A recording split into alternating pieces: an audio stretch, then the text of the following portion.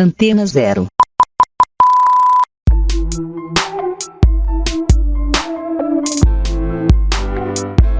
A Rádio Antena Zero apresenta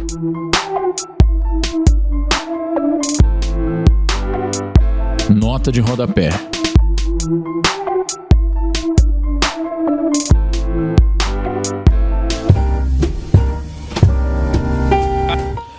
Boa tarde, ouvintes da Rádio Antena Zero. Estamos com mais um Nota de Rodapé aqui pra vocês, toda segunda-feira às 4 da tarde. Estamos voltando agora pra segunda temporada. Não sofremos censura, não fomos presos. Então estamos todos aqui pra mais uma temporada, até onde for permitido. Antes da gente falar do nosso novo convidado, vamos falar pra vocês irem lá no nosso Instagram, curtam a página, sigam. A gente tá sempre fazendo sorteio lá dos livros. Fiquem espertos, sempre tem umas promoções muito boas lá. Promoção não que a gente não vende porra nenhuma, mas o sorteio sempre tem. Então fique esperto. E no nosso canal do YouTube, que a gente começou recentemente, agora os programas são filmados, estamos subindo de patamar, olha só. A glória nos espera. Os livros têm figura?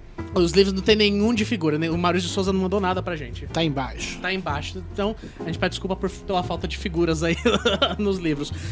Pela voz, alguns talvez já tenham reconhecido, mas hoje a gente tá aqui com uma figura muito interessante do cotidiano paulistano, se eu posso assim, que ele fala bastante sobre a vida na cidade.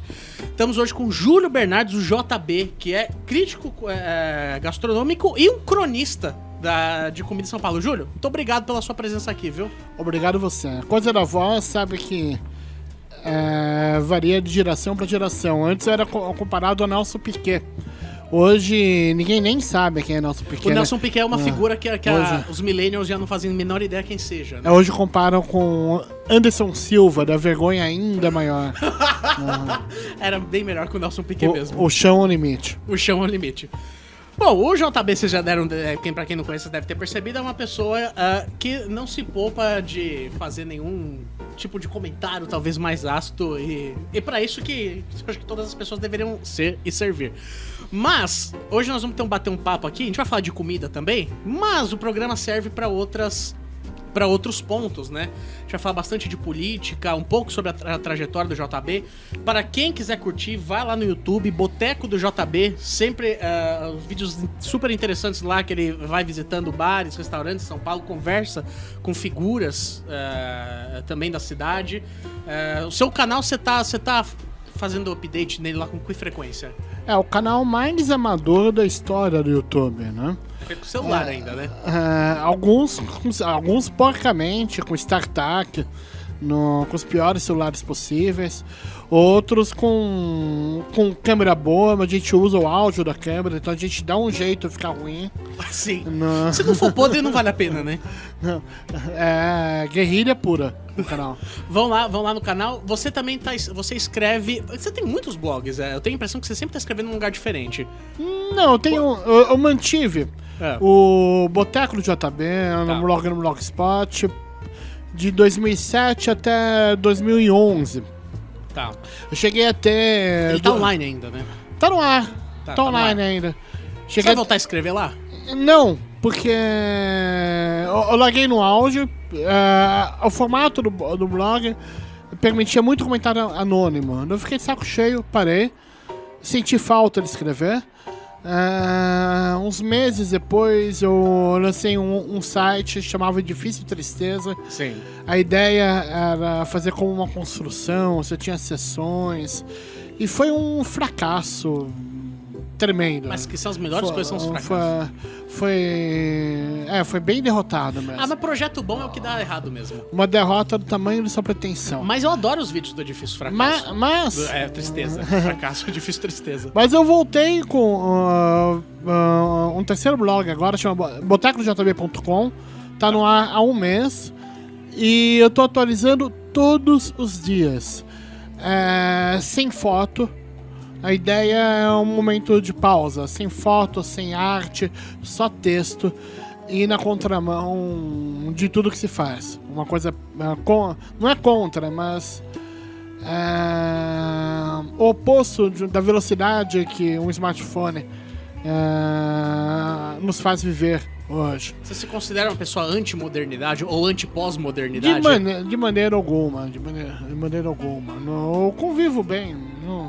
Eu acho que a tecnologia ainda vai matar a boemia, né? Sim. Mas... Se Nelson Gonçalves vivo fosse, estaria chiando bastante. Provavelmente. Nelson Rodrigues também. Nelson Rodrigues também. Seria bem puto. Então, quem quiser já... Assim que acabar o programa, que a gente entrar no... Aliás, você nem precisa esperar, aqui é uma rádio, você não tá assistindo nada. Então só abre uma aba aí, já vai procurar no botecodojb.com.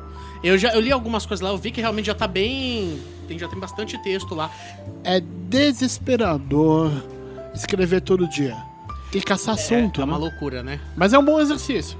Eu no meu auge, assim, do meu emputecimento com o Bolsonaro, eu abri uma conta no Medium e aí durei até o 3º dia, assim. Falei, nossa, assim, não dá você fazer pesquisa, escrever ao mesmo tempo, assim, é uma coisa meio doida. Mas você tá mantendo rigorosamente todo dia. Sim, contra tudo, contra todos. Porque a gente vive num ambiente muito fla-flu, né? Tem muita totalmente. estupidez de ambas as partes. Totalmente. De qualquer posição que você tem, você é taxado de nazista ou comunista, sendo que as pessoas nem sabem o que significam esses extremos, né?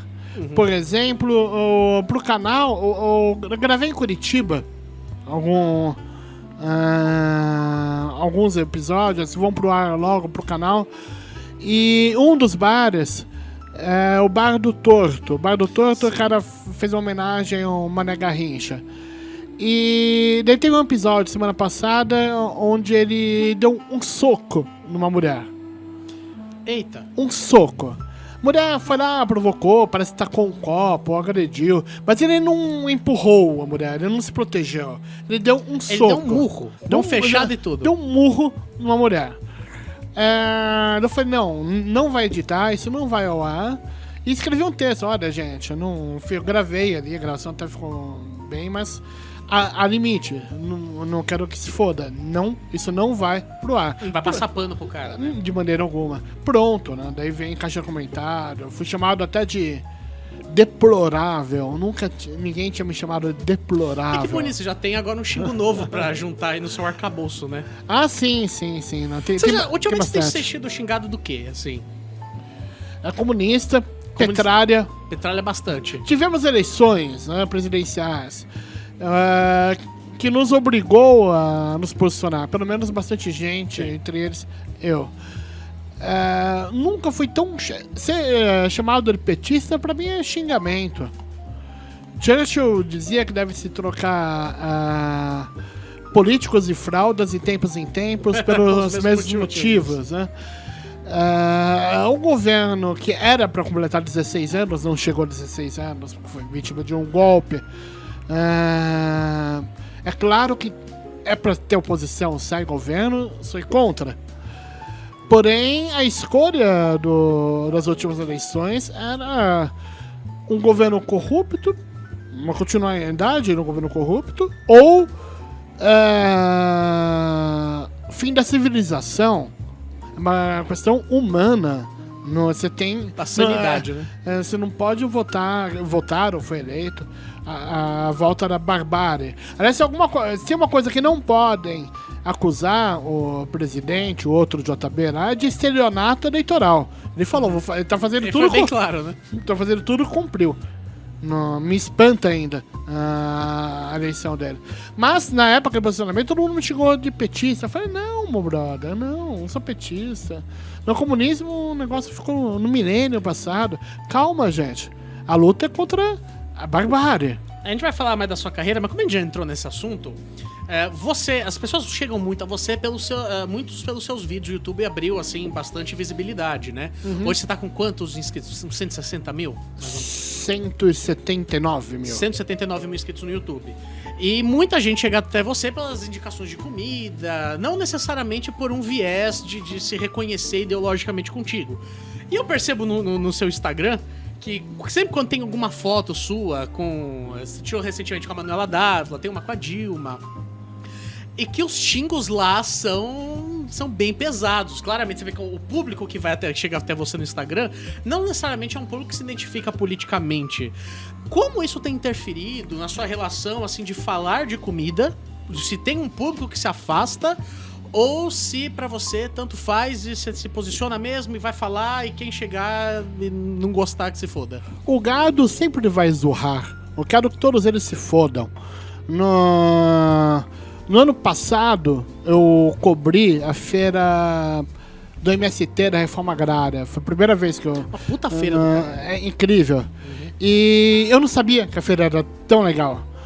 Daí eu postei no Instagram. Eu falei, gente, vem aqui, tem muita coisa Só legal. com bonezinho e tudo, né? Eu ando direto com o boné. No ano passado inteiro eu trabalhei junto com o Armazém do Campo, que é um braço do MST, que fala de alimentação saudável. Daí pronto, começou a chover gado. Seu filho de uma puta, não sei o que, seu comunista. E eu perdi cerca de 10% dos meus seguidores em poucas horas. Assim, honestamente, isso te abala um pouco? De maneira Porque alguma. você, de certa forma, precisa um pouco da popularidade pra fazer seu trabalho. Isso não te abala. Você Eu, lida bem. eu vejo como filtro. Porque faz parte do meu trabalho atender um nicho. Daí me ajuda quando a pessoa se identifica. Eu gosto de escrever, de criar conteúdo sobre comida, desde o carrinho de cachorro-quente, até você olhar no canal no YouTube, tem um vídeo conversando sobre serviço de restaurante com o sommelier do Fazano, com o Manuel Beata. Ah, sim, eu vi isso. Daí, boa parte do gado, a gente muito coxa, que quer dica. Que tem dinheiro pra comer no tem Fazano. que comer, e acha que é exótico ir no Bom Retiro, num lugar que é tocado por uma família coreana, legal, tudo. Daí eles vêm aqui pro centro da cidade, vão ao Bom Retiro como se fosse um zoológico. São essas pessoas que se revoltam. Existe a comida, a gastronomia, ela proporcionou um endoturismo, assim, que se conversa muito com as classes sociais, né? Tipo, dessas pessoas da classe alta enxergar mesmo como um zoológico, talvez aquele negócio que você come todo dia, que, enfim, talvez trazer um sentimento mais rústico. São Paulo é uma grande farsa gastronômica. Frank Zappa definiu isso, acho que nos anos 60 ainda, de Plastic People. É o povo que vai nos restaurantes dos jardins. Restaurantes bregas, engessados, ruins, caros. O melhor que São Paulo tem na gastronomia é a cozinha de imigrantes e de emigrantes. São cozinhas que existem para atender suas comunidades, que querem que o cenário gastronômico se foda. E isso constrói uma cidade. E é muito legal servir as suas comunidades e quem está em volta, quem gosta de comer. Agora, esse povo Instagrammer que trata como um zoológico, que é esse povo que se revolta quando eles só querem usar as informações como se fossem vampiros e não querem que ninguém se posicione. Fala de comida aí, cara. Você é um idiota, você é burro. Você tá tirando foto com político. Dá um tempo. Meio que querem controlar pra falar só de comida, que é pra isso que você... uma maneira de desmerecer. Outra coisa, se eu começar a ligar muito pra isso, eu paro de pensar em conteúdo. Claro. Vai atrapalhar meu trabalho. Daí eu realmente não tenho tempo pra hater. O tempo é escasso, não vai gastar com hater. A melhor situação possível em uma caixa de comentários, seja na mídia que for, YouTube, site, Instagram, é quando eles começam a brigar entre eles mesmos. Eu começo a comprar um saco de pipoca. E fica lá assistindo. Parece maravilhoso. Agora vamos falar um pouquinho sobre a sua carreira antes da gente voltar pra falar mal de político. Você nasceu aonde? Você é paulistano. Da onde vem o seu interesse por comida e como é que foi esse seu caminho profissional até, assim, começar a falar? Eu sei que você já trabalhou vendendo miúdos, né? Não sei se você teve restaurante, mas como foi o percurso até você se tornar esse cronista, esse observador da cultura paulistana na comida?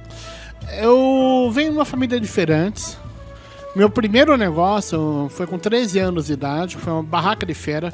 Meu pai tinha uma barraca de miúdos de boi e frango.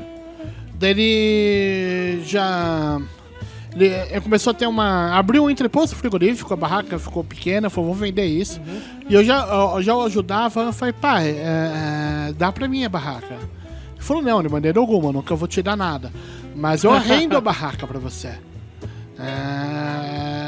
Você não é de família turca. Mas... Não. Foi a maior lição que o meu pai me deu. Tanto que adolescente folgado, eu tentei não pagar o aluguel. Deu uma... Você tentou dar o calote no teu pai. Pagava por semana, deu um mês, eu falei, parar de pagar. Ele esperou dar umas 3 semanas, tomou a barraca de volta. Eu implorei pra ter a barraca, me dá aqui. Ele falou, não, eu te dou, mas você me deve. O que eu posso fazer por você é não cobrar juro de agiota. Mas o juro bancário, eu vou te cobrar. Isso nos anos 80. Aos 13 anos, seu nome tava quase no Serasa. Já tava, no Serasa familiar já tava. Eu fiquei 1 ano pagando ele. Mas na feira, o corte do frango, desossar um mocotó, corte do figo, foi minha porta de entrada na gastronomia. Feirante não compra, não faz supermercado, ele faz escambo. O peixeiro pega a fruta, que pega o frango. Então minha casa parecia um baile do Havaí. Cheio de abacaxi, hortaliças, que hoje são moda, chamam de punk. Mas na minha época era comida mesmo. Mas era uma comida... Adolescente da minha geração não comia espinafre, era um palavrão. Mas eu já cortava, já fazia. Tudo aí foi a porta de entrada na gastronomia. Daí depois da feira eu trabalhei com entreposto frigorífico também. Você nunca saiu desse meio, então, né? Não. Daí depois trabalhei em bares, restaurantes, de pouca expressão. Já tive restaurantes também. Você teve restaurante. Quão traumática foi essa experiência? Não, faz parte da história. Eu não conheço um ex-dono de restaurante ou de bar que não tá traumatizado hoje. Não, assim. eu ainda trabalho com isso. Eu presto assessoria pra algumas casas. Você faz assessoria? Não, eu gosto. Traumático é jantar no Dom. Alex Atala, você não está convidado para esse programa.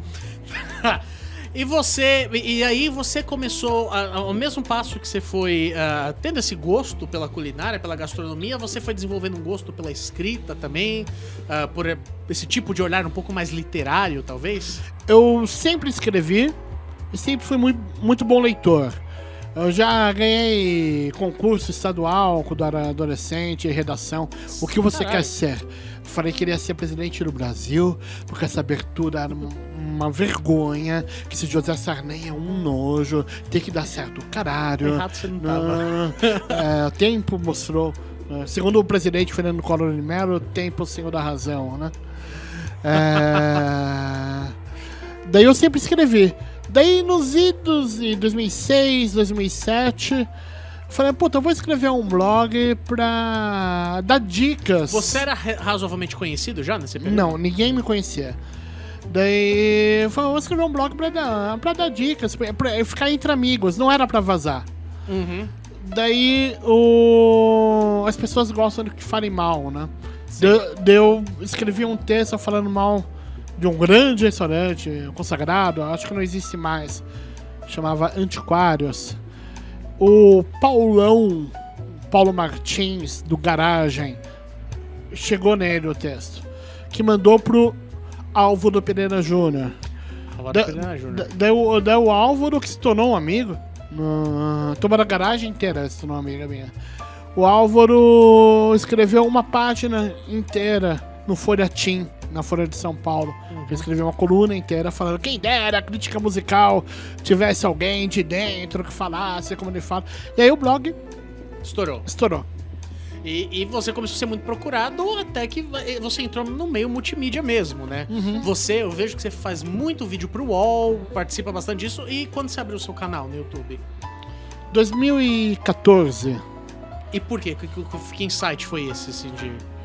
A gente eu achei que a fama iria se transferir, que ia ter muitos assinantes, muitos views, e que ia ganhar dinheiro, que ia monetizar, né, o verbo que se usa. Não, foi um grande fracasso. Você ganha dinheiro a partir de 100 mil views por vídeo, se você seguir a Bíblia do YouTube, a cartilha, Postar vídeo todo dia. Não precisa ser todo dia, mas no mínimo 2 vezes por semana. E o dinheiro que você vai ganhar não é nem na monetização, é as portas merchan que se abrem. Eu não tenho nada contra merchan, mas eu só faria merchan do que eu acredito. Margarina você nunca faria merchan. Não, jamais. Deixa isso pros trogloditas. Aí eu tava falando antes do programa que não ia colocar ele pra falar de treta. E é interessante isso, porque você ganha uma certa notoriedade, vai se tornando conhecido, no mesmo período em que explode na televisão o número de programas que começam a falar de comida, né? O que me parece que você tem muitas barreiras e muitas restrições, porque traz uma romantização meio gourmet da comida, quando não deveria ser assim. Eu não sei como é a sua relação dessa com a... Se pegar... Não, eu acho que quanto mais informação, melhor. Daí Tá. cabe a quem assistir filtrar. Por exemplo, falando em merchan, a Paula Caroceira, que é minha amiga há uns 12 anos, eu acho, ela pensa igualzinho a mim. Fala, não, eu faço merchan desde que eu acredito. Ela não vai fazer, você nunca vai ver ela fazer merchan de tempero pronto, café de cápsula, margarina. Só que ela estourou por causa da TV, então a situação é cômoda. Daí as marcas a procuram. Ela tem um alcance enorme. Ela pode selecionar, né? O que ela... TV aberta. Pra mim não chega, porque eu não saí do nicho. Eu sou quase famoso. Eu ando pego um ônibus, eu tomo café, eu vou na padaria. Você sente assim um ex-BBB? Eis a Fazenda. Ex a né? Fazenda, não precisa descer tanto assim. Eu vou tentar refazer essa pergunta, direcionando um pouco mais para o que eu quero conversar contigo. Esses programas de gastronomia, e não tô só falando do MasterChef, que eu acho que ele foi o primeiro que se popularizou muito, mas esses outros programas que estouram, eles têm um impacto de fato na vida das pessoas que não têm acesso a comer num restaurante 5 estrelas, que nunca vão comer um foie gras na vida, ou alguma coisa do tipo. Elas beneficiam de alguma forma a vida alimentar dessa classe social que não tem acesso a uma alta gastronomia? Sem dúvida alguma. Se 1%, que não é pouco, deixar de comer um miojo ter interesse em fazer uma feira, em cozinhar um legume, em fritar um ovo, já vale. E você acha que esses programas eles podem ser uma porta para você pensar sobre isso? Sem dúvida, claro. Você muda hábitos alimentares sempre. E nessas andanças que você tem por São Paulo, que você começou... Claro, você só vai em lugar, eu vejo nos seus vídeos, que você já visitou antes. Você nunca acha que vai num lugar ver pela primeira vez como é. Então você conhece razoavelmente bem a cidade. Como no teu olhar, e pode ser de uma forma subjetiva você dizer isso, pensar os bairros, as localidades em São Paulo, pelos seus bares, pelos seus restaurantes, vai mudando a região, vai mudando talvez a dinâmica ali da população. Você pode citar talvez algum bar, algum restaurante que assim, realmente deu uma transformada assim, na vida urbana do bairro, da cidade. Em que passo que a comida ela pode conversar com a vida urbana? Constrói-se uma sociedade através da comida. Infelizmente, comida no Brasil, uma comida de alta restauração, é artigo de luxo. Sim. Identifica-se um país terceiro mundo quando transporte, moradia, saúde e comida são artigos de luxo. A gente tá nisso ainda, nós tá andando bem lentamente. Porém, a própria mídia ajuda essa enxurrada de informação.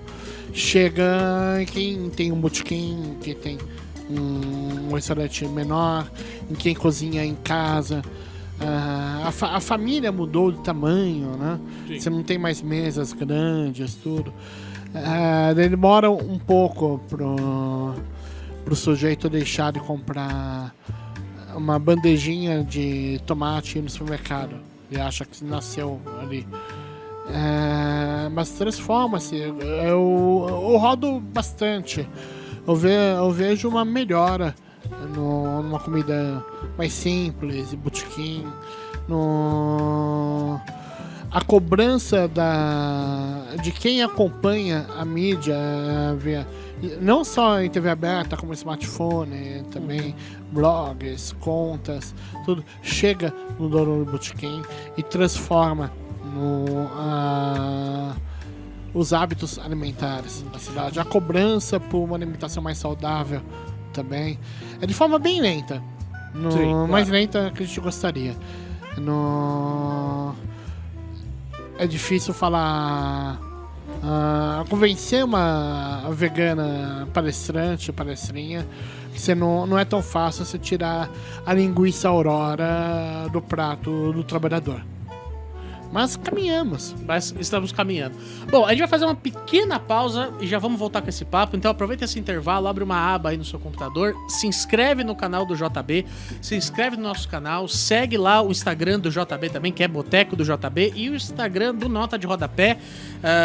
Pode seguir o meu Instagram pessoal também para ver se as esfirrarias de Itapevi me mandam alguma coisa lá durante a semana. E é isso daí. 2 minutinhos, vocês não vão nem perceber, já estamos de volta. Estamos de volta com Nota de Rodapé, aqui nosso primeiro programa da segunda temporada. A gente tá com o JB, a nossa primeira subcelebridade que não é um ex-BBB aqui no programa. Assim como ele como ele se define. Tá falando um pouco aqui sobre a sua carreira, xingando político, que é o que a gente pretende fazer aqui sempre com bastante frequência. Eu vou entrar na Fazenda agora. Se você fosse convidado pra Fazenda, você iria, JB? Não. Ia ser muito bizarro ver você com pessoas assim inimagináveis. Ver, sei lá. O Alan Sieber escreveu no diário dele nessa semana que ele faria o Big Brother. As pessoas ganham 10 mil por mês. Não esperaria dele essa Você falou, pô, 10 mil por mês? Tem já que pagar fiz muita micos. merda por muito menos, né? Já paguei pra fazer mais merda. Mais merda. Justo. Mas é muito bizarro você ver o JB numa fazenda, sei lá, com o Oséias, ex-atacante do Palmeiras, que é o tipo de pessoa que estaria na fazenda, assim. Ele participou? Não, o Paulo Nunes participou. Jura? Juro, ele tava lá. Eu não é o tipo de entretenimento que eu busco, mas eu lembro de assistir um vídeo que ele acordou, acho que no meio da noite, e urinou lá nas coisas de alguém, que ele tava meio loucão. Deve ser meio bizarro você acordar num dia e estar numa casa com o Paulo Nunes. Mas não é sobre isso que nós viemos pra falar aqui. Paulo Nunes não está na pauta do Nota de Rodapé. O programa não é de fofoca? Não é de fofoca. Famosos? Não, o Red TV ainda não olhou pra mim. Mas agora voltando aqui, a gente tá com a nossa Heineken porque o JB não aceita tomar Ambev. Qual que é o seu problema com a Ambev? Nenhum. O problema é que você tem que ter um piso de qualidade, né, no botequim. Daí, se você tem só Antártica ou Brahma, é péssimo. Você bebe outra coisa. Você estimula o alcoolismo. Você toma Campari. Você vai pra outra coisa. Não dá. Mas eles estão tentando se redimir agora e trouxeram a Beck's. A Beck's está de volta. Beck's é boa. Beck's é boa. Dá pra beber. Então, se a Ambev quiser procurar o JB pra algum contrato de patrocínio, ele tá totalmente aberto, gente. Não? Acho difícil agora vocês quererem, mas a oportunidade. Acabei de elogiar, mas. Acabou de elogiar. Mas vamos lá. Você, nessas suas andanças assim nos vídeos, você de vez ou outra você solta alguma opinião política. Uma das coisas que eu vejo que você bate bastante na questão vem muito da questão do patrimônio material da cidade. E às vezes você já elencou o Silvio Santos, aquela treta do Silvio Santos com o Zé Celso, o Silvio Santos, um dos maiores filhos Fui da puta muito que existe. xingado. Você foi muito xingado por causa dessa história. E você só citou, né? Você nem se adentrou muito na... Não, poderia ter falado muito mais. E de certa forma, a especulação imobiliária, não só a especulação imobiliária, mas a destruição do patrimônio histórico, né, de São Paulo, ele, principalmente em 30 anos de tucanato, fica muito correndo risco, correndo perigo e vem diminuindo com o tempo. Como é que você enxerga essa questão? Como é que você... Não sei se é uma questão que você para pra pensar, porque isso envolve muito, né? a comida também, né? Os bares da cidade. E você enxerga um pouco do futuro disso em São Paulo? Eu procuro fazer a minha parte, que é distribuir informação. Por exemplo, a gente está falando da Ambev agora. Existe um grupo na cidade, chama Fábrica de Bares. É um dos maiores grupos de bares. Eles se dedicam a foder o patrimônio material da cidade, endereços históricos. Lugares que eles pegaram e acabaram com a história dos lugares. Bar Brahma, um templo boêmio, tinha um balcão lindo, derrubaram. Tinha o Braminha, que você tinha entrada só pela Ipiranga, era um lugar lindo, virou depósito. E, aliás, o Bar Brahma virou um grande depósito de lixo, que é o que eles servem. Eu comi uma vez lá, é triste Eles mesmo. compraram também o Bar Léo. O Bar Léo, na Rua Aurora, era incrível. Passei no começo da minha juventude ali. Virou uma rede horrorosa. Você tem Bar Léo até na Rua Picoelta, que era a filial do Inferno. Sim, São saudoso Paulo. inferno. Em Pinheiros, você tinha o Cu do Padre. O do padre tá lá ainda. Tá, mas a companhia do... Não, nenhum desses lugares fechou. A fábrica de bares comprou e destruiu a memória desses lugares. Eles compraram o Cu do Padre, é um lugar cretino. Mais pra cima, na Vila Madalena, tem um outro bar, chama Bar Piratininga. Tinha um bartender ali, o Pinguim. Pinguim não, o Passarinho. Fazia os piores coquetéis da cidade. As pessoas iam lá pra beber mal. Mas você tinha uma luz, você tinha uma história. Era um patrimônio material. Você ia pra estar lá. Daí se foderam o bar também. Daí você tem grupos que acabam com a história.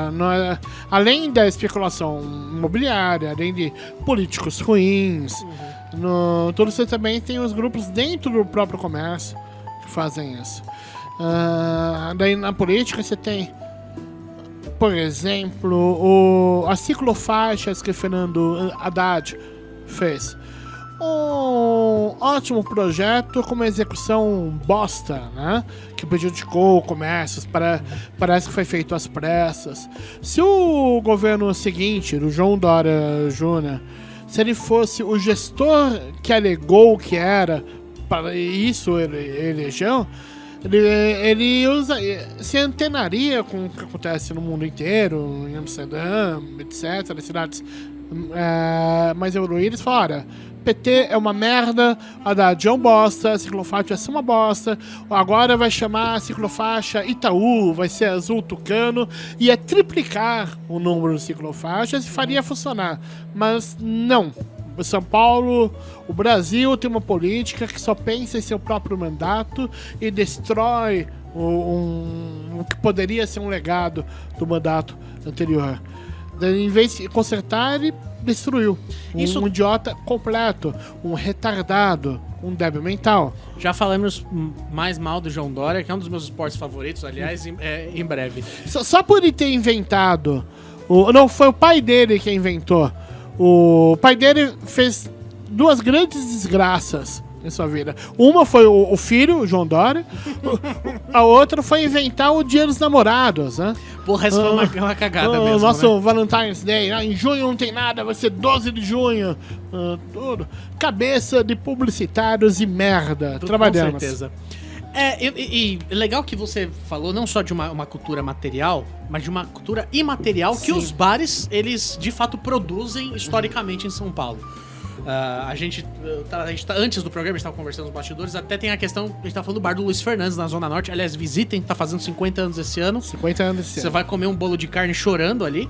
E eu percebo assim que no mesmo ponto que você fala de que tem essa destruição dessa cultura imaterial, coincide com uma época que começa a nascer muito barzinho em São Paulo.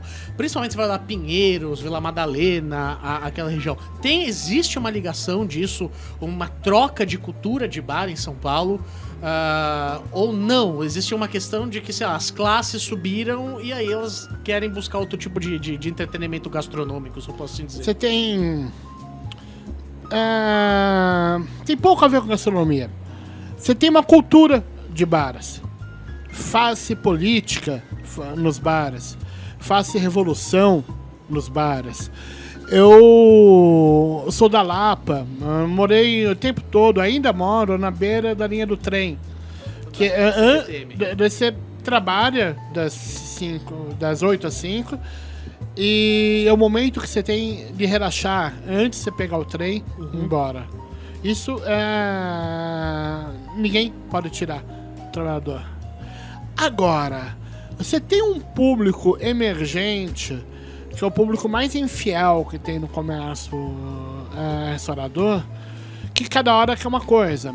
Há 20 anos eram baladas na Vila Olímpia, depois baladas com champanhe que brilha, teve até o caso do Rei do Camarote. Hoje esse público está tomando gin tônica, Aperol Spritz em botecos da Vila Madalena. Isso vai morrer, porque amanhã será outra coisa, cada hora é uma coisa. Eu acho que esses bares novos que vendem aperolzinho estão todos com os dias contados. O que é moda, é efêmero. Mas você acha então que é um momento completamente passageiro? Sem dúvida. Aquilo que de fato formou uma identidade paulistana, uma identidade de bar paulistana, é o que vai permanecer. É o que segue. E o que você sente no seu coração quando você olha, por exemplo, aqui no bloco que estão vendendo gin tônica em lata? Gin tônica é o novo whisky de casamento, né? É o ato, né? A banalização da boa bebida. É péssimo. O paulistano, em especial, não entendeu muito bem que é carnaval, né? Você tem um carro elétrico, já não é carnaval. Carnaval é samba no pé. Tem que ser.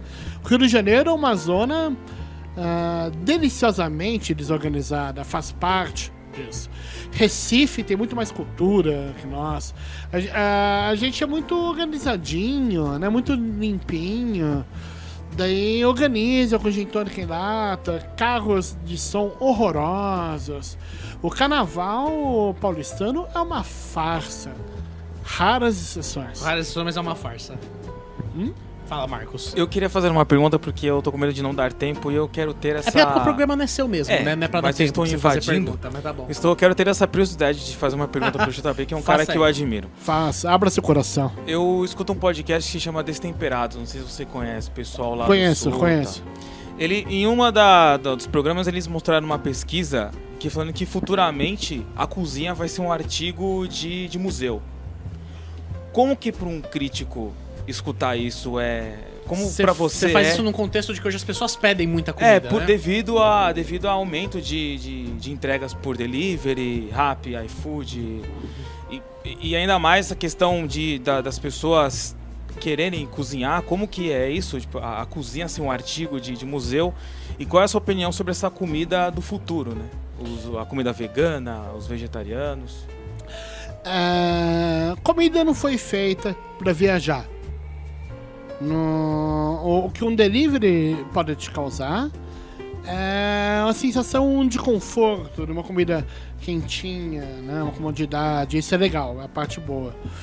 Mas a gastronomia jamais deixará de existir. O que acontece, e esse caminho é irreversível, é restaurantes mais clássicos se transformarem em dinossauros. Esse fenômeno já está chegando no Brasil. Ninguém mais quer um garçom por mesa, maître, sommelier, a cozinha com 10, 15, 20 pessoas. O mercado se torna mais dinâmico. Grandes cozinheiros e restaurantes clássicos cada vez mais saem e para fazer uma coisa mais informal. A informalidade não é uma promessa, é uma realidade. E cobra-se menos também. Hoje paga-se por muitas vezes gasta-se menos no restaurante do que se fizer mercado. Se for num restaurante mais dito chique, hoje muitos têm como um brega também, mas um restaurante mais clássico isso vai custar X. Agora um lugar mais dinâmico vai custar bem menos. Esse caminho não tem volta. A comida vegana e alimentação saudável também é um caminho sem volta. Mas a gente está muito no começo ainda. Tem muita gente se aproveitando da falta de parâmetro dos outros para dar palestra. Falando, olha que bonitinho, olha como a gente é vegana.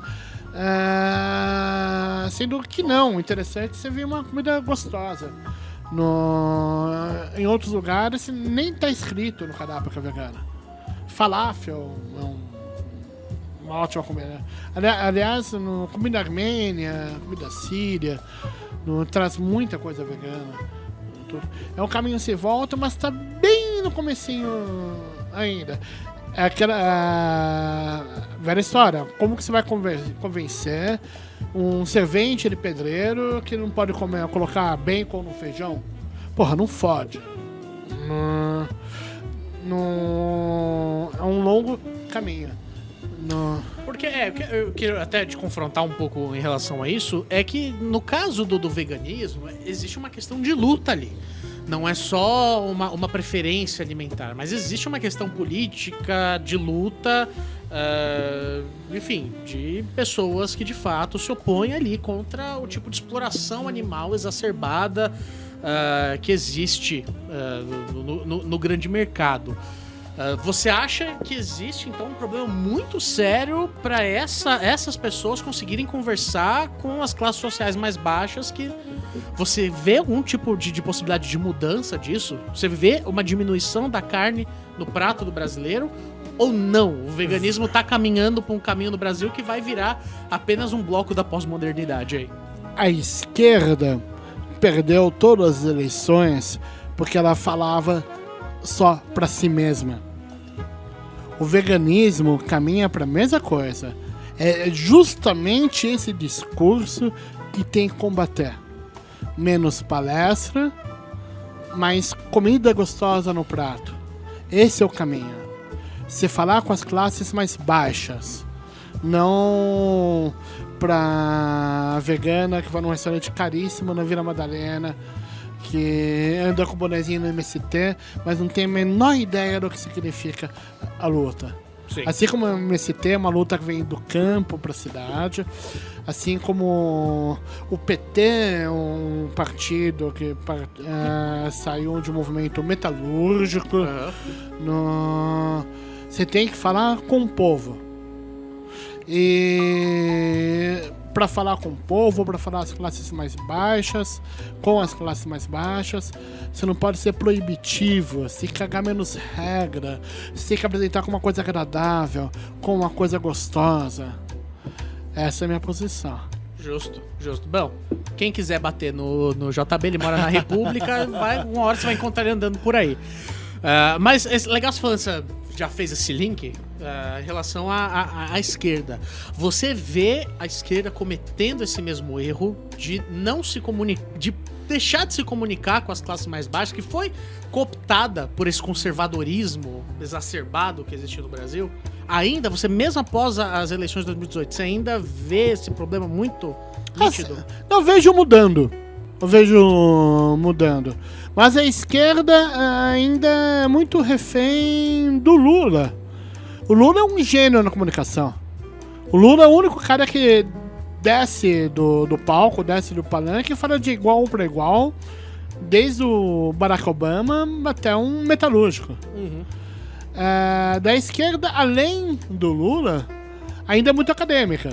Isso afasta. Você pega o Marcelo Freixo, você vê... Eu lembro de ter visto debates contra o Pastor Crivella, contra o Marcelo Freixo.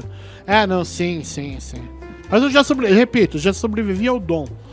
Só perguntar, o que é pior? Comer no dom ou assistir um debate com o Marcelo Freixo? Ou com o Marcelo Freixo não, com o Crivella? Não, mas foi interessante. Porque o Crivella... Ele tem um dom na palavra, ele consegue falar com o pobre. Parecia que era Pastor Freixo contra um cara legal. Sendo que é exatamente o contrário. Ali o bonzinho é o Freixo. Sim, claro. Tem causas, ok. Sim, totalmente. Mas não deixava isso transparecer. Já o Freixo, já o Crivella, fala com o povo. O professor Haddad, que no Nordeste eu chamo de Andrade, não sabe falar o nome dele. No Haddad, figura queridíssima, grande ministro, uma cabeça pensante, super alinhado com a esquerda moderna, Sim. internacionalmente falando, contra Jair Bolsonaro. O primeiro dia após o primeiro turno, cada um teve 8 minutos no Jornal Nacional, que ainda tem muito alcance. O Haddad falou com os seus próprios eleitores. Pregou pra convertido. E o Bolsonaro, ele abriu o discurso, começou os seus 8 minutos, citando a Bíblia. Então, você não precisa citar a Bíblia, você não precisa ser um canária, como o Bolsonaro, como o Crivella, mas é preciso restabelecer o contato com o povo. Você não pode esquecer do povo. O povo é maior que a esquerda, que a direita, que todo mundo. Você tem que aprender, você tem que voltar a falar com o povo. É isso que pode trazer resultados mais humanos nas próximas eleições. Que eu espero, mas A esperança é difícil. JB, eu nunca fiz isso porque o programa às vezes sempre a gente recebe às vezes muito professor acadêmico e precisa tentar conduzir os entrevistados a uma linguagem um pouco mais informal, falar. Então eu tenho um sonho de entrevistador iniciante, que eu ainda sou acho que mais historiador do que radialista, de fazer um bate-bola jogo rápido. Que é a coisa mais brega que eu vi na vida, mas assim, mas é muito legal. Vai que é tua, Marília. Mas não precisa ser um bate-bola jogo rápido. Eu queria comentários, eu vou falar alguns nomes da política atual e antiga. Historiador gosta de coisa que tem poeira. E você faz alguns comentários, dizer o que você acha. O primeiro, óbvio, Leonel Brizola. Veio de longe. O sapo barbudo. Essa história é incrível, 89, né? Porque o Lula é recém-saído de um movimento sindical. Sim. O Brizola é aquele que veio de longe, cadeia da legalidade. O homem quase infartou quando viu o Lula. Aquele destaque todo. Falei, vocês vão deixar de votar na esquerda pra votar nesse sapo barbudo? E quando foi o segundo turno, contra o eixo do mal, o Fernando Collor de Mello, claro que o Brizola foi o primeiro a subir no palanque, coisa que o Ciro Gomes poderia ter feito agora. Eu ia chegar nisso. Daí foi o engenheiro, o governador. Brizola, você não era o sapo barbudo, né? Agora você tá no mesmo palanque que ele. Sim, vamos fazer a elite engolir esse sapo barbudo. Ele chegou a ser vice do Lula, né? 98. Não, engenho da raça, o único governador em 2 estados. O maior suicida político que o Brasil já viu. Tem várias mortes. Cadeia da legalidade é um suicídio político. Quando ele volta do exílio, vai voltar pro sul, engenheiro, governador. Voltar pro Rio de Janeiro, pra Sodoma. Eu vou voltar pela capital. É um suicídio político. Quando ele sai a governador em 90 é outro suicídio político. 91, né? 92. Ele saiu pra governador em 90 e ganhou, né? Sabe que ele tomou um golpe do Lula nessa eleição, né? Porque tinha um acordo pro Lula sair senador, e ele saiu governador, daí na última hora o Lula não saiu pra senador. Claro. Não, já tinha dado merda, já tudo. Ele teve a luta histórica contra o Roberto Marinho é outro suicídio político. O último grande suicídio político do Brizola foi na época do impeachment do Fernando Collor de Mello. Foi injusto. E ele falou isso. Vocês estão abrindo um precedente. De fato, anos depois, o que acontece com Dilma Rousseff? Outro golpe. Brizola cantou essa bola. Não, figura única, faz falta. Ele faz muita falta mesmo, né? A CIEPs. Vamos mais pra São Paulo. Paulo Maluf. Fala do maior prefeito que São Paulo já teve. Teve um debate para prefeito, que alguém fala sobre esse atentado, do assunto que está em evidência hoje, né? Do elevado, né? Acho que o Covas, que é inimigo dele desde a escola, né? Não, eles são colegas de poli, né? Desde antes. Daí, quero perguntar pro governador Covas como que ele chegou aqui nos estudos do Morumbi. Aproveito para estender a pergunta a todos os candidatos. Pra falar da ponte que eu... É impossível chegar nos estúdios da Rede Bandeirantes, meu amigo João Sade, sem passar por uma obra do Dr. Paulo. Uma época que os vilões estavam mais à mostra, né? Eram mais sinceros, só um canária mesmo. Faz falta. Roubo mais fácil. Até isso ele roubou, né? Que era do Ademar de Barros. Era do Ademar de Barros, né? Que era ex-governador de São Paulo. Nem isso é dele. Mas faz falta você ter adversários explícitos. Mais explícitos. Bom, você já falou bastante, mas eu vou deixar você terminar de xingá-lo. João Dória Júnior. É o anti-Maluf. É um cara que parece bonzinho. É um canária completo. Aquele botox horroroso. Paga mico até em suruba. Que falar, eu queria né? tanto desver aquele vídeo. O meu sonho é conseguir desver aquele. É a coisa mais triste que a internet já produziu pra gente. Absolutamente lamentável. E ele vem como nome forte pra 2022, né? Não sei o quão forte, porque ele tá tentando, de fato, estabelecer uma concorrência contra o Jair Bolsonaro, mas...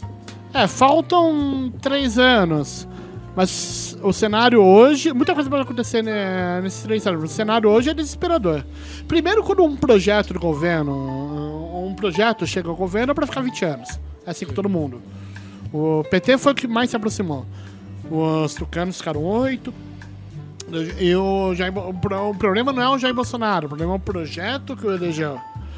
Mas o cenário hoje seria desesperador.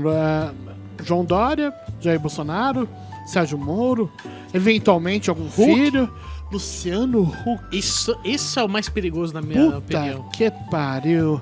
Acho que ele arrega, acho que ele abre o bico. É difícil, eu vejo a elite sempre fazendo uma cagada e querendo aparecer depois de 4 ou 8 anos pra apresentar uma solução pra essa cagada que ela fez, né? E eu vejo o Luciano Huck como esse liberal bonitão, assim, pra aparecer e consertar.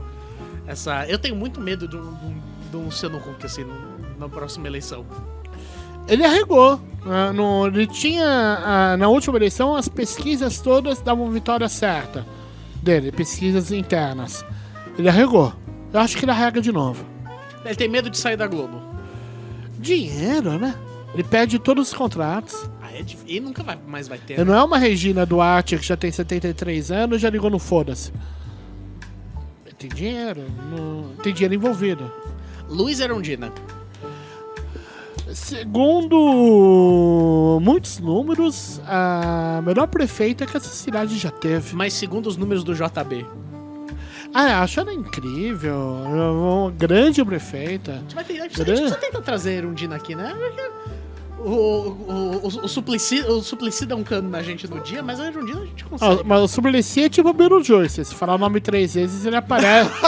Ele aparece cantando Racionais, o Bob Dylan. A gente deu no Suplicy.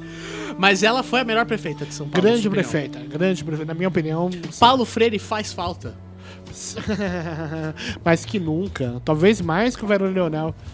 Educadores fazem falta. E do Weintraub? O que você acha do Weintraub? É um ingênuo incompreendido, né? Você acha que ele tá à frente do seu tempo? Que daqui a 50 anos as pessoas vão entender o Weintraub? Vão. Grande intelectual, né? Como um brasileiro, eu me sinto muito honrado em ter onde ele está. Bom, como você já falou do Lula, já falou do Haddad, falou do Bolsonaro, vou terminar essa entrevista pedindo pra você fazer comentários de uma pessoa que não é necessariamente um político, mas tá muito em voga. Até onde você sabe o que você acha do Olavo de Carvalho? Eu sei que nunca ninguém te perguntou isso numa entrevista. Você achou que você ia vir pra saber qual o ponto que um fígado de pato tem que ser preparado? Você vai falar do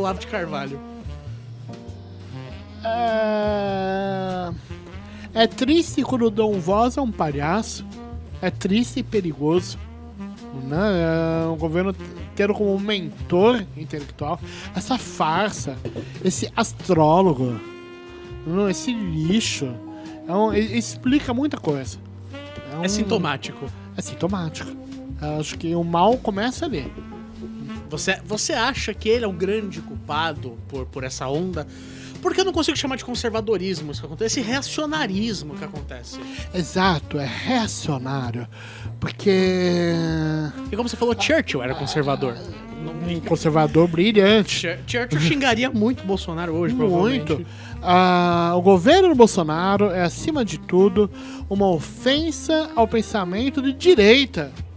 Se Roberto Campos estivesse vivo, se Delfim Neto... O filho do Roberto Campos é diretor agora do Banco Central, né? Herdeiros, né? É. Bom, um dos maiores problemas do Brasil, os herdeiros. Edinho, Jairzinho, Neuzinha Brizola, o Wilson Simoninha. Wilson Simoninha. Mas foi meio triste mesmo. O único herdeiro que mandou bem, acho que foi o Ademir da Guia, né? O Ademir da Guia foi o único herdeiro. Em campo, porque como político foi um desastre, né? Foi triste. Bom, o Ademir da Guia foi pelo menos um bom exemplo, o último bom exemplo aí da época que se discutia se o Palmeiras tinha ou não Mundial. Não é mais uma questão hoje.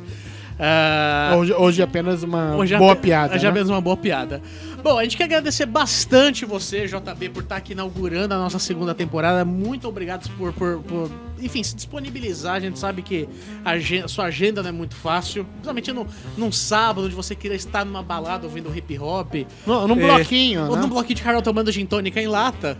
Mas você abrir um espaço aí pra... Aqui é samba no pé, né? É samba no pé totalmente. A camisa, pelo menos, já vende essa imagem, né? É uma homenagem ao Edson Cury, né? Grande Edson Cury. Então a gente quer te agradecer bastante. Muito obrigado por estar aqui no Nota de Rodapé, na Rádio Antena Zero. Deixa um recado mais uma vez pro pessoal. Quais são as suas redes sociais, o YouTube. Se alguém quiser mandar esfirra pra sua casa, como é que funciona? Se mandar esfirra que seja boa, né? Você já defendi lá no Bom Retiro, ali onde tem o O Efendi é na Luz. É na Luz? É na Luz, uma travessa da Rua São Caetano. Você desce ali no Tiradentes, você chega lá. Aí pode mandar pro JB. Eu defendo e acerto. As minhas mídias giram em torno do Boteco do JB. Instagram, Twitter, site, canal. Vai no Google, coloca Boteco do JB e começa a seguir tudo que você encontrar. Ou não, né? A gente mais séria no ramo. Mais confiável. Então, muito obrigado, viu? Obrigado. Foi uma honra. Pra nós foi uma tremenda de uma honra. Então sigam aí com a programação da Rádio Antena Zero. Vão lá no nosso Instagram, vão no Instagram do Júlio. Hoje ainda, a gente vai postar o sorteio do livro do Júlio Bernardes, Dias de Feiras. Quando você publicou esse livro, é o seu último livro, né? Foi o meu primeiro livro. Foi o seu primeiro livro? No Dias de Feira. É um livro de 2014. Eu conto um pouco da história da Feira Livre dos anos 80 através da história da minha família. É um livro lançado pela Companhia das Letras. Foi um tremendo fracasso. A Companhia das Letras não quis lançar mais nada meu. Ninguém tá mais comprando a Companhia das Letras. Tá muito caro a Companhia das Letras. Sim. A Companhia das Letras publica um negócio, vende, já sei, caro pra caramba. Ficou caríssimo. Bom, mas, pelo menos hoje vai estar de graça lá, pelo menos se você for sortudo bastante pra ser sorteado lá no nosso Instagram.